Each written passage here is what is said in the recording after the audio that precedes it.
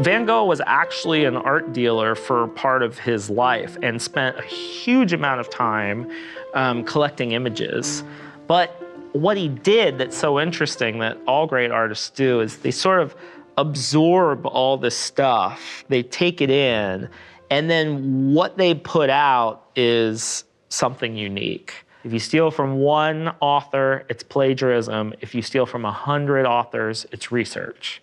Feel like an artist is a fairly traditional message in that this is how art got made for hundreds of years. Our whole concept of being original, as in you're just this unique soul who like pulls out interesting work out of your soul or your brain or whatever, that's kind of a new invention. And usually I say, well, I use the word steal because I'm not very original. Picasso said artist theft. David Bowie said he was a tasteful thief. Bob Dylan, he said steal a little, they throw you in jail. Steal a lot, they make you a king. Okay, so steal like an artist is 10 things I wish I had known when I was first starting out.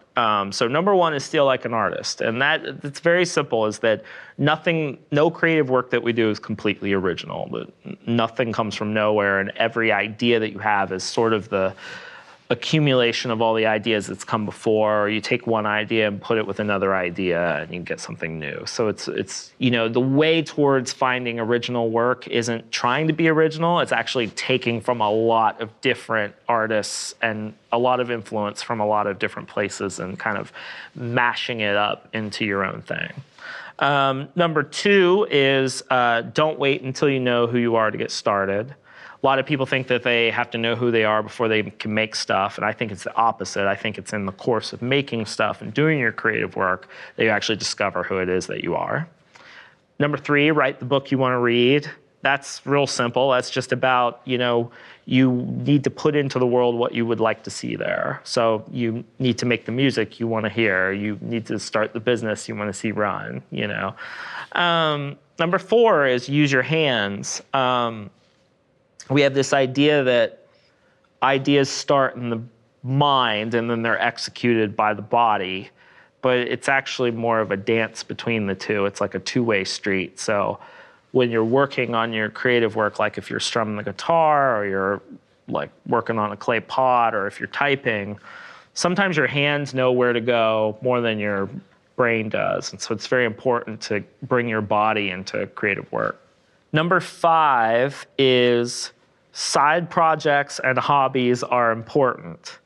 And so I think it's very important for creative people to have things that they do on the side, because you'll find that if you have rich hobbies or side projects, it's often when you're working on those projects that you either get an idea for the thing you're supposed to be working on, or that's the side project that actually takes off and takes you where you want to be. Number six is the secret is to do good work and share it with people. So that's the first part is hard, and it's always been hard, is you have to do good work. The second part, sharing it with people, was really hard up until not that long ago. And now, everyone has the ability to share anything they want with anyone. And so to have the guts to use whatever mediums or technology is available to you to get your work out there.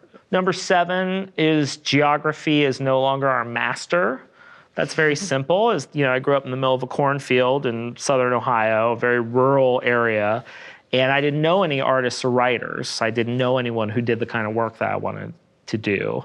And now, of course, it doesn't necessarily matter where you live. You can still connect with people you want to meet or who love the same things that you do. Number eight is be nice. The world is a small town. So just to be kind and to be nice and to try to create the kind of world that you want to exist in is a very powerful thing as a creative person. We have this idea that creative people are weirdo, hard to get along with, introvert, sociopaths, a lot of the time. And the truth of the matter is that better work gets made when people are actually decent to each other and they create a good atmosphere. Number nine is be boring. It's the only way to get work done. I think when young creative people are starting out, they imagine this very glamorous life of, traveling, being under the lights and, being interviewed and stuff like that. But The majority of creative work happens in your studio. It's about sitting down at the same place every day and making things happen. It's about sitting down and writing a song every day, or it's about sitting down and writing a page or doing a page in your sketchbook, or it's the days tend to, little bits of daily effort over time turns into a career. And every overnight success you see is, you're just seeing the results of a long accumulation of a lot of days, usually. And number 10 is creativity is subtraction. And that's a very simple point, is that if you want to do creative work, it's actually the things that you leave out of your life that are as important as the things that you put into your life. So, you have to kind of, in order to focus on the stuff that you really want to do, you have to leave some things out of your life. You might have to cut out a few hours of television.